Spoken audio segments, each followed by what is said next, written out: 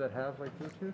The time has come and passed to start the Tuesday, February 22nd, 2022 Finance and Purchasing Committee.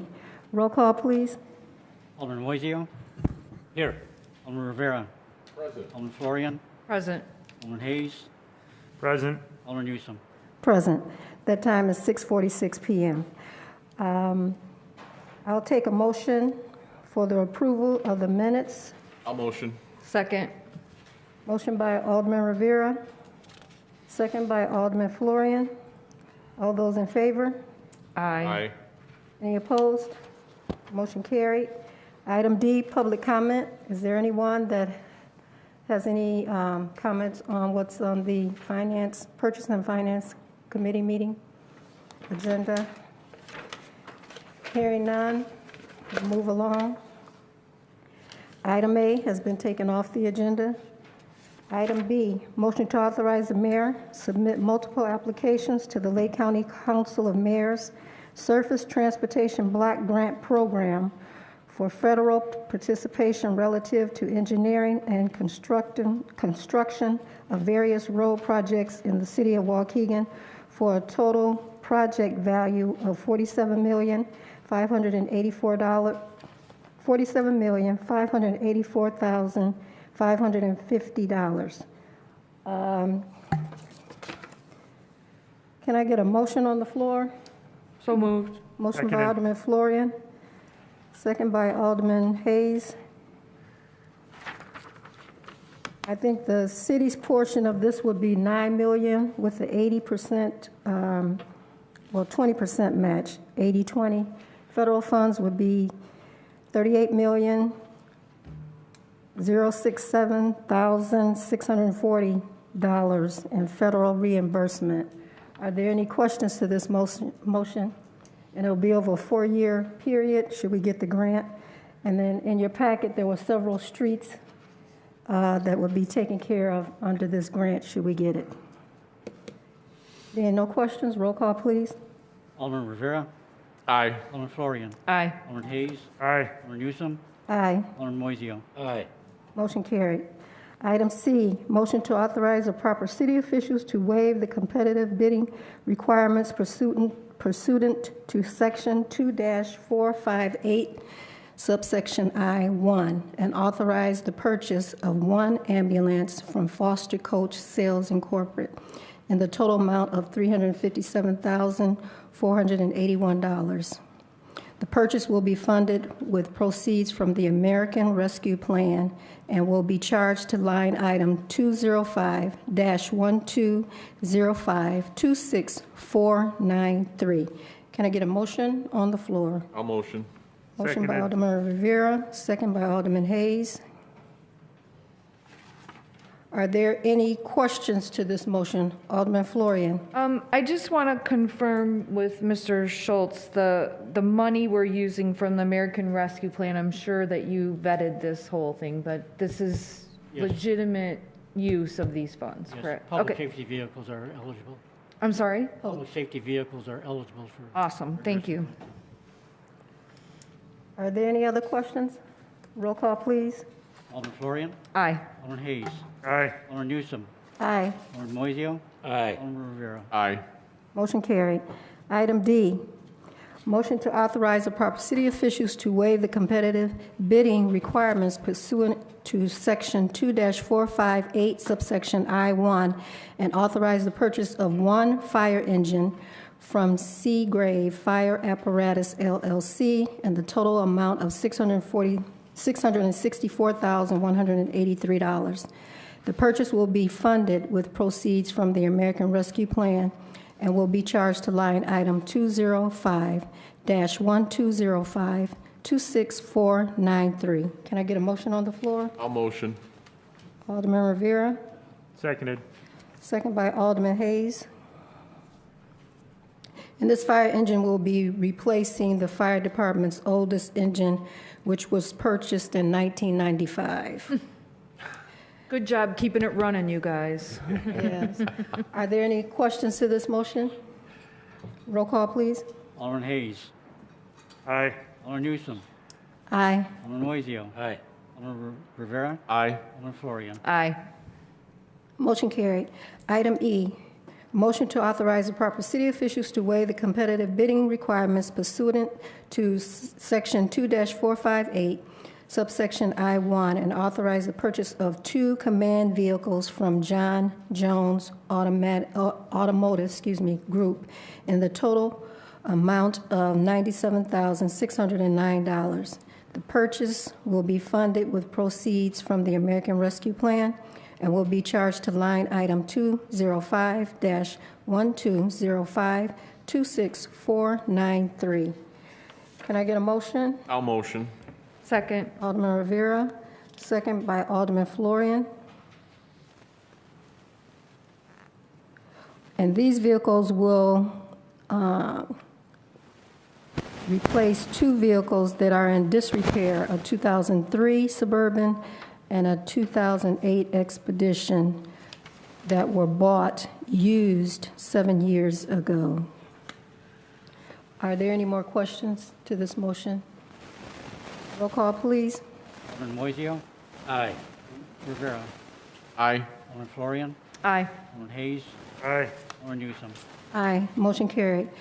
Item F, motion to approve the City of Waukegan's 2022 share of the Fountain Square of Waukegan Common Area Maintenance Expense Budget and allocation of $92,576 to be paid in quarterly installments from line item 100-8068-24438. Can I get a motion on the floor? I'll motion. Motion by Alderman Rivera, Second. second by Alderman Florian. Are there any questions to this motion? I have a question. Alderman Hayes. Just real quick, maybe my math is off. The expenses totaling the $92,000, I see $80,000 and another $5 for South Access Road expenses. Were there additional expenses that weren't?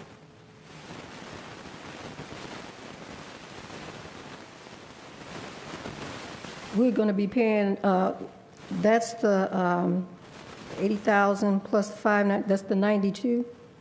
No, I think no L. 23,144 for the first quarter? Is that what you're questioning? No, he's questioning the 80,000 plus 5 equals 85 versus 92. So we're missing 7,006 and some change.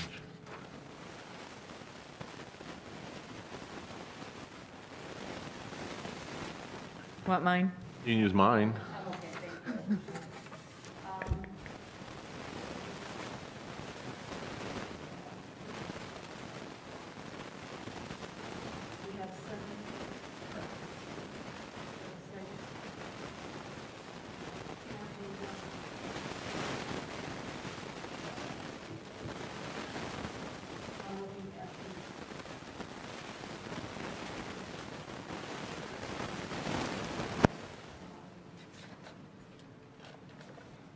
I didn't print that one, forgive me.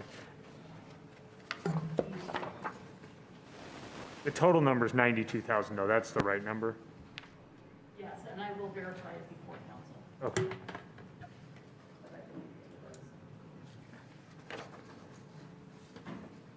Could it be 2?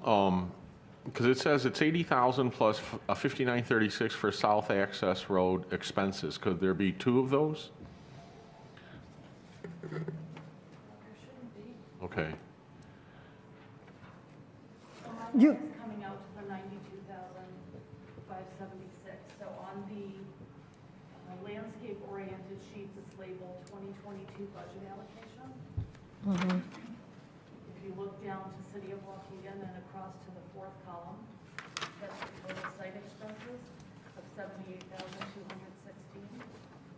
And then if you look over 6 more columns, under the south service area, or the SAR expenses, $14,360.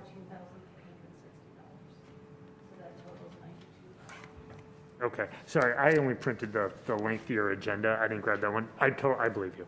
Okay. Are Are you satisfied? Yes, Okay. yes, I'm sorry. That's okay. I have a quick question, Noel.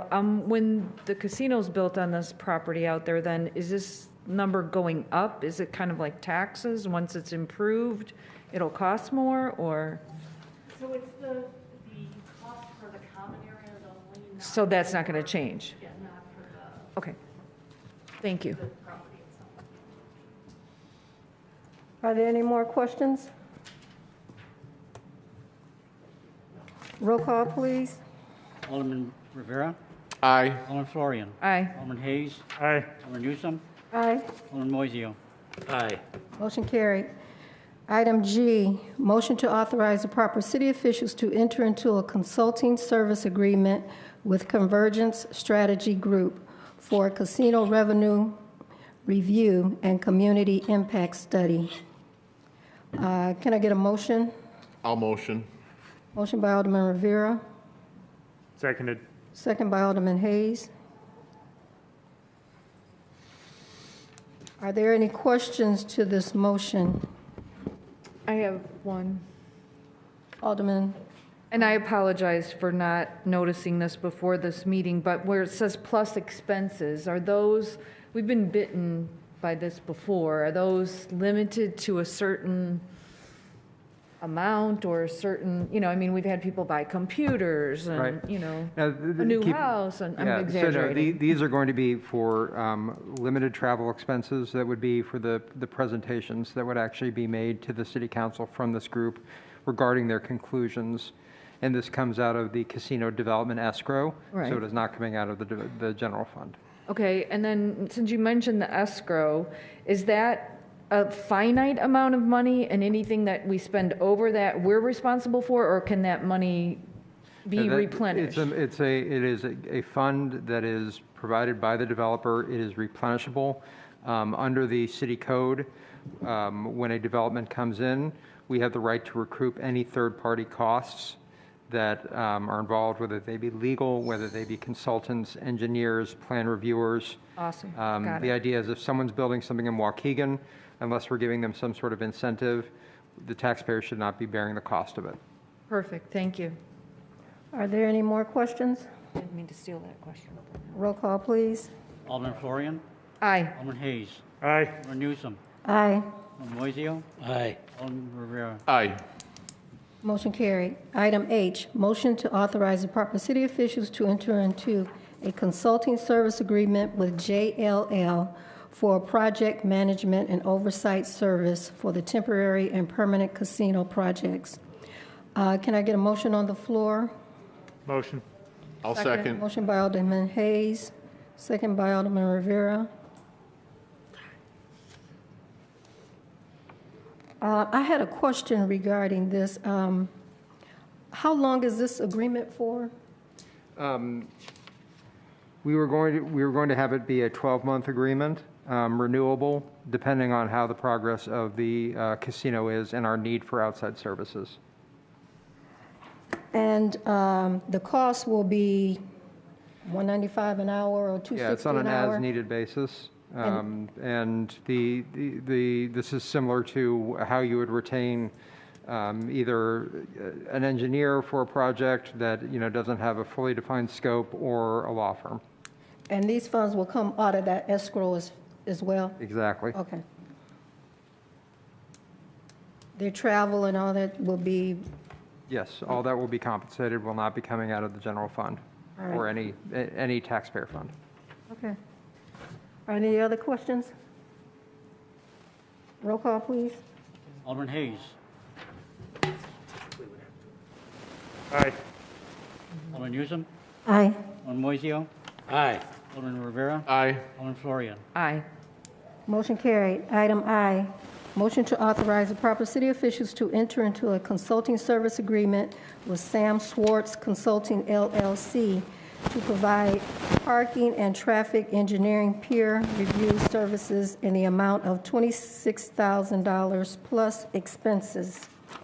Can I get a motion on the floor? I'll motion. Motion by Alderman Rivera, Second. second by Alderman Florian. Are there any questions to this motion? Being none, roll call, please. Alderman Moiseo? Aye. Alderman Rivera? Aye. Alderman Florian? Aye. Alderman Hayes? Aye. Alderman Newsom? Aye, motion carried. Reports and communications. You gonna go through those? Okay, because of the time, we're running over. Everyone has our reports and communications, and they're on the website, if anyone wants to look at those. We do have 2 presentations. We have one by our fire chief, Mr. Greg Pazer, and then after that, we have building and code presentation.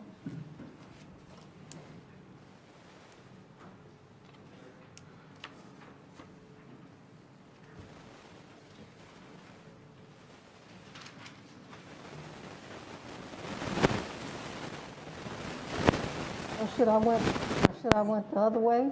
Who's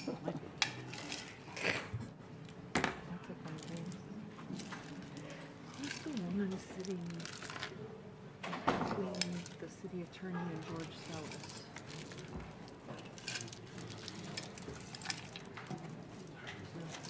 Look at you. Man, thank you, sir. Thank you.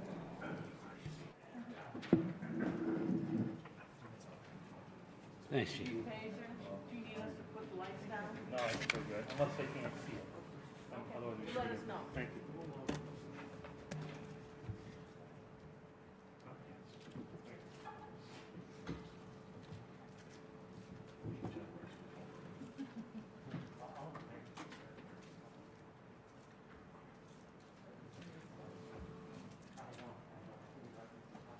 I know we're behind schedule, and I promise I'll make this quick.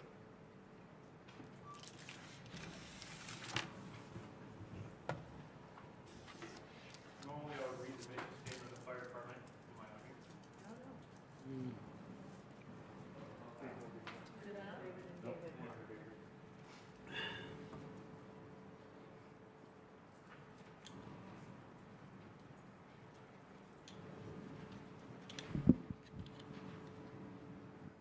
This is the mission of the fire department. Normally I would read it. We're under a time crunch. It's in your packets. Waukegan Fire Department, our call volume increased last year substantially, up 6.61% from 2020 to 21, up from 11,135 calls to 11,871 calls. This is going to be a breakdown of all 5 of our fire stations, how many calls each station runs. This is in-district calls, doesn't take into account how many times these rigs will go outside into different districts to run calls. And as you'll see this year, in 2022, we're already up almost 20% over the same time of last year. It's been very, very busy.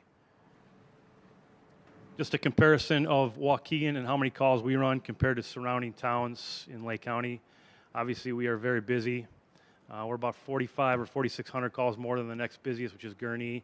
And then after that, about 6,000 more than anybody else closer to us. So obviously, we're very, very busy. Our manpower shows it. This is how many hours we spent training. Again, I know we're under a time crunch, so fire training was the big one. We spent 43,000 hours training last year. This is our appropriated manning. So as you'll see, 2020, 2021, we were allocated for 83 firefighters. This year we dropped down. We applied for a grant, so we were only appropriated for 80 firefighters. Next budget year, we're hoping, because of many different factors, which I'll explain in a little bit, to go up to 90. That is our hope. That will keep all of our stations fully manned. We have 1 jump station per day right now. We're hoping to go up to 90 people. And again, with that, we'll have all stations fully manned every day. So with our staffing increases, these are some of the reasons that we do need to go up to 90. With 90, we'll be able to stay fully manned at all 5 of our stations due to the time and the training requirements.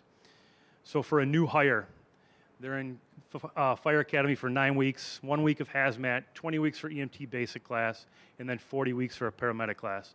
So as you can see, it takes 70 weeks from the day we hire somebody to get them fully trained and ready to be on shift.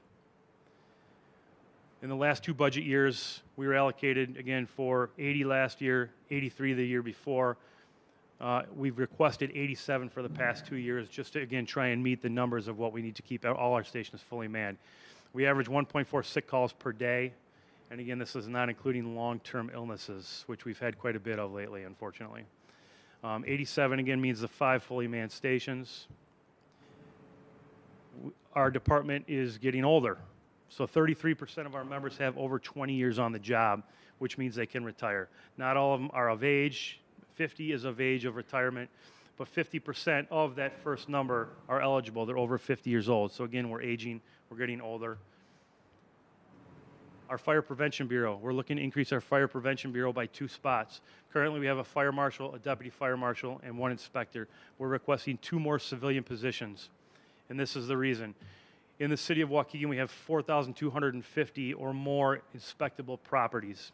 Right now, we have a 4.5-year cycle on which we inspect these properties. That's unacceptable, but we don't have the manpower to do it more often. Adding these 2 additional inspectors would allow a 2-year inspection cycle. It would be a huge help for us. It's very dangerous to let businesses go 4.5 years without being inspected.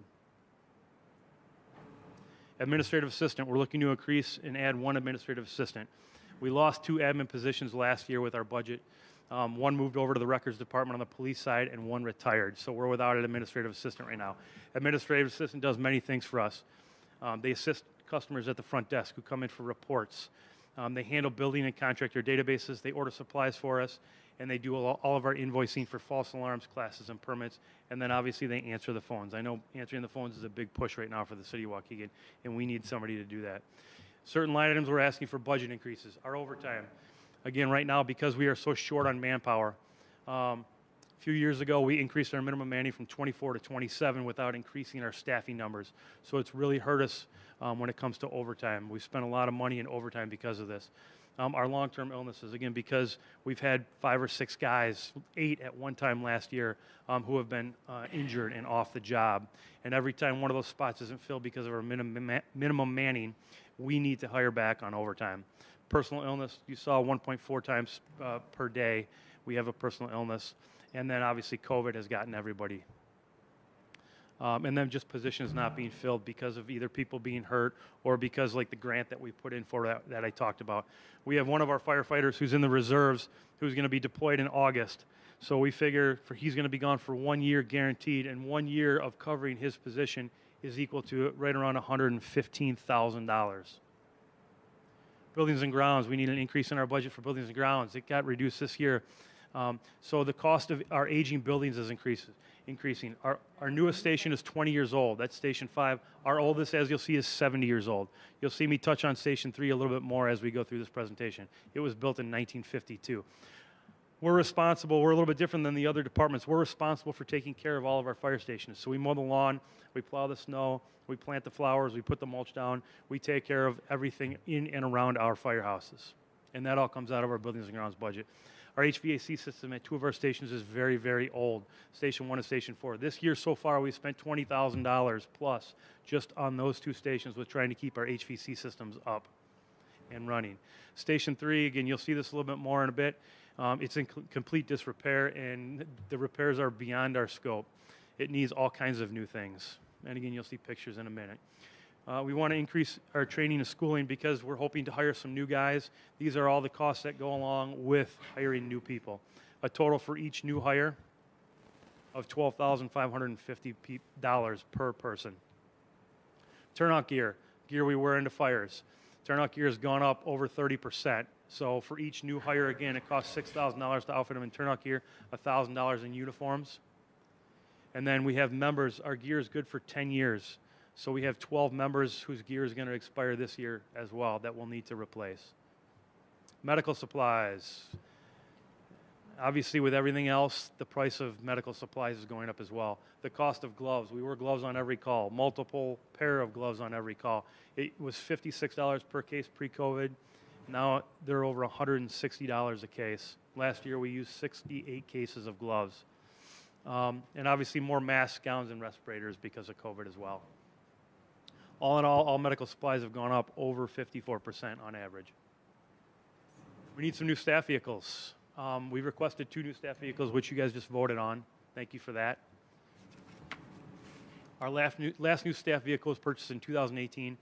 The previous 7 were purchased used, and several of them have over 150,000 miles and are over 15 years old. So we're in pretty desperate need of some new vehicles. Capital improvements, Station 3, already brought it up, built in 1952, electrical system, plumbing, roof, they're all bad. We have black mold in living quarters. You'll see pictures in just a minute here of the ceiling and the other items that have issues. So here's just some of the pictures of the disrepair on poor old Station 3. We love it, but she's tired. HVAC, I hit on it a little bit already. Station 1 and Station 4, they're both very old. 50-year-old air handler at Station 1 and a boiler that was built in 1954 at Station 4. Again, it goes back to what I talked about with about $21,000 worth of expenses just on these 2 stations. We do have an RFP out as we speak using the CARES Act funds to hopefully replace those 2 systems. So we have about a month left before we get anybody's proposals. New engine. Currently, our frontline engine at one of our stations is a 2002. It's been out of service now since November 30th, getting repairs. It's very difficult to find parts for it because it is so old. They have to actually build the parts for it for us to use them. And then our reserve rig, which you guys just replaced, is a 1995 Seagrave. Current build time of a new fire engine, so the one that we're going to order tomorrow, thanks to you guys, is between 450 and 600 days. Everything's backlogged. New ambulance, need of additional ambulance. You guys were wonderful enough to allow us to purchase ambulances a couple months ago.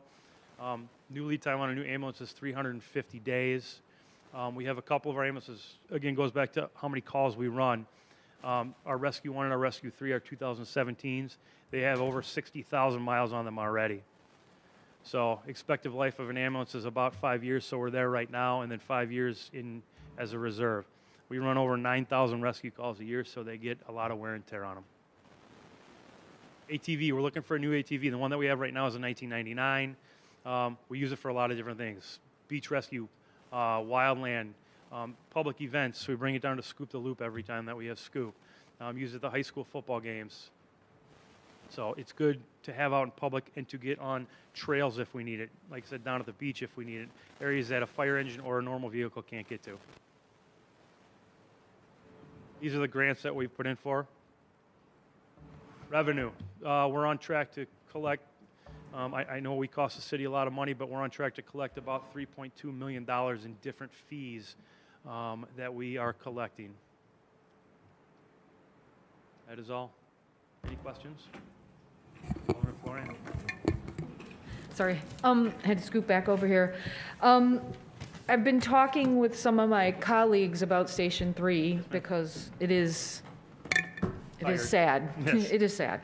And that lot is not very big. So I think long-term, we should think about tearing that down, build another station a little farther west because the city has gone west. And I think that would be a perfect spot for a second police station. It's close to the high school, it's close to the football games. We need another police station. So I just think that's something we all should think about. I don't know where we'll get the money to do this, Right.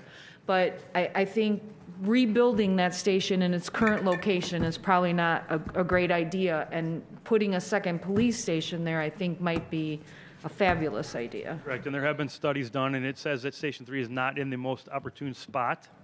However, the lot is a little deceiving because it actually is a double lot. So where the station is, we own the lot to the north of it as well. Oh, between that and the house? Correct. So it's a little bit bigger, still not real big.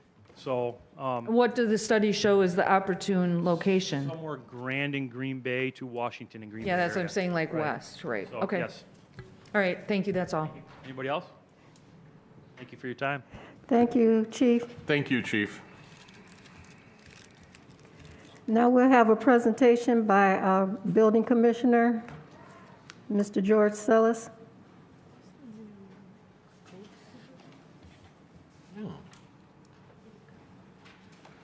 Oh, could be, I don't know.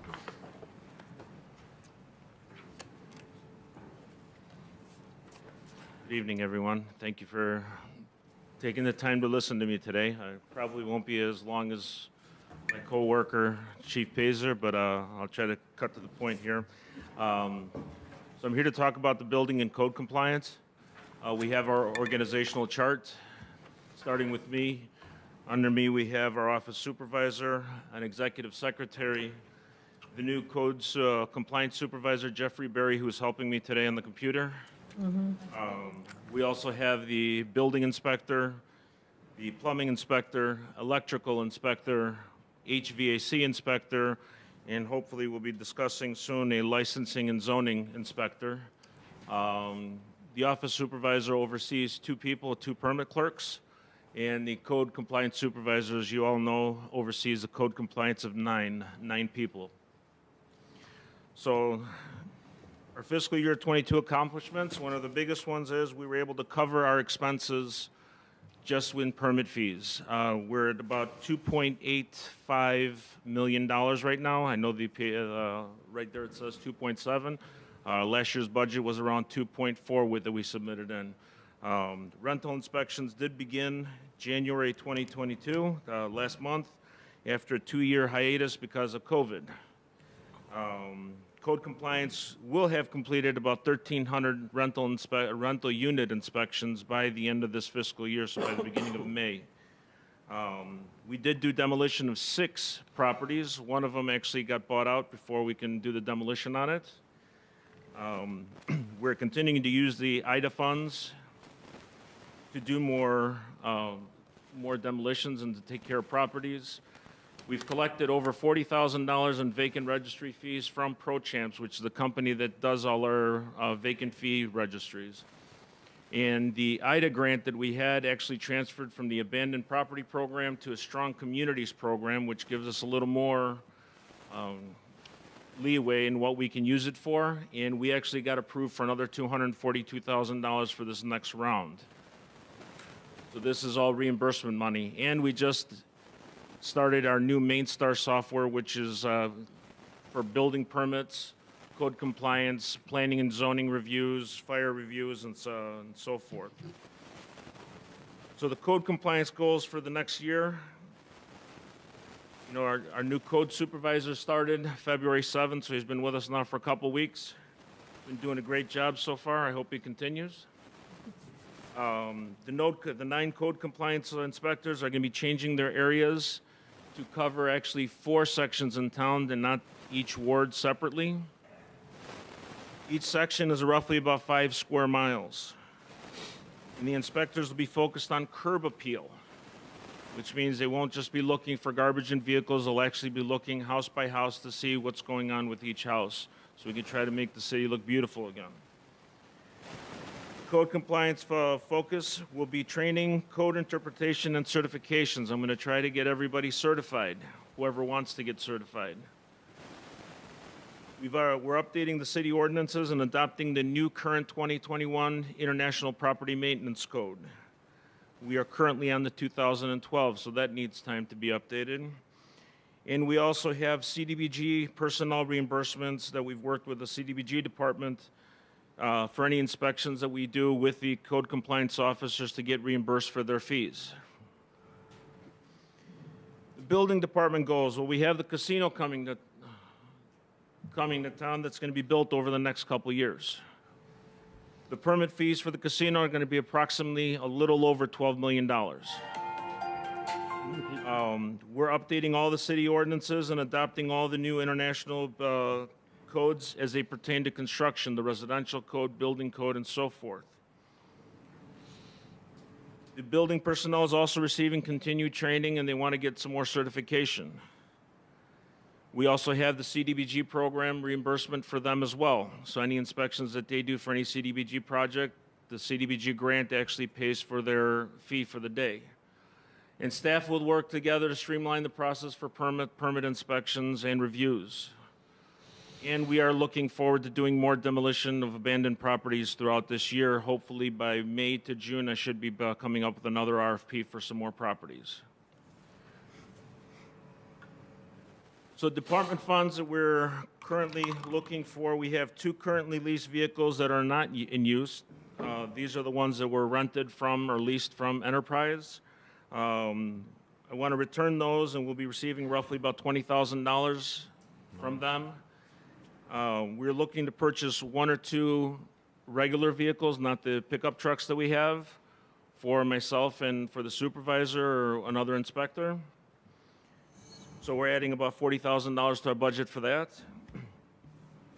We reduce funds and other line items that can be covered under this vacant registry fund, which is that IDFA grant that we get the reimbursement for. So we actually were able to lower some money. And we're also hoping to create 1 more position, a license and zoning officer. So the new license and zoning officer position will be created, and this officer will follow up on business license and rental license payment follow-up. This is something that was brought up during Finance Committee's presentation. They did have a position, I believe, a long time ago. We're bringing that person back, and that's what they'll be doing. He'll also be charged of zoning issues as it pertains to signs, business uses, and also businesses that need licenses. And this position will work under my supervision, and I will work very closely with the Finance and Zoning Department for the duties. And final, we are looking forward to working with the community and with all of you on the council to make the city of Waukegan beautiful again. Thank you, Mr. Sillis. Are there any questions? Alderman Rivera? Just a comment. I want to, first of all, thank you for the presentation. And also the adding of the inspector is going to add a tremendous amount of value, because it kind of goes, we give people business licenses, but then we don't follow up and to make sure that they're conducting business the way we want them to conduct business. Very similar to what the Chief Pazer said, where we don't inspect some of these companies for 5 years after they've obtained, and God knows what's happening during those 5 years. So I applaud the effort, and I applaud the presentation. Thank you so much for all you're doing. Thank you, sir. I agree with what he said. I thank you for this great presentation. One thing I think we need to look at, I know you've been looking at the codes and the ordinances and whatever. I do think we need to refine a little bit more the businesses we allow in homes, residential businesses. I've been getting a lot of complaints about businesses in neighborhoods, and some of them are allowed, some are not. But even the ones that are allowed, I think we have to really consider that a neighborhood really is meant for residing in, for living in, not for doing business in. And so I'd like to have some conversation with you, not tonight, but going forward, on what your thoughts are about that, because I just think it's kind of gotten a little bit out of hand about what people are doing in residential neighborhoods. I'm sure we can all work together along with the zoning department and kind of cut down what we allow in the homes as well, so. Okay, thank you. Yes. Any other questions? Yes. Alderman Hayes? Real quick, as we move toward adopting the new code and implementing the new, or enforcing the new code, it might be helpful to maybe sponsor a couple of events where we invite contractors in and we present to the contractors. I believe a couple of weeks ago, we had a fairly strong showing of contractors that came to City Hall to just learn more about opportunities in the city. So CDBG program. through correct, CDBG, yeah. okay, thank you. So maybe that's something that we could build upon and potentially fend off issues in the future of people saying, oh, we didn't know about the new code, or we weren't aware. So it's an effort to just educate everybody. But other than that, thanks for the presentation, for everything you're doing. Thank you. That's a very good thought. Thank you. Are there any other questions? Thank you, Mr. Sillis. All right, And thank you. Mr. Berry.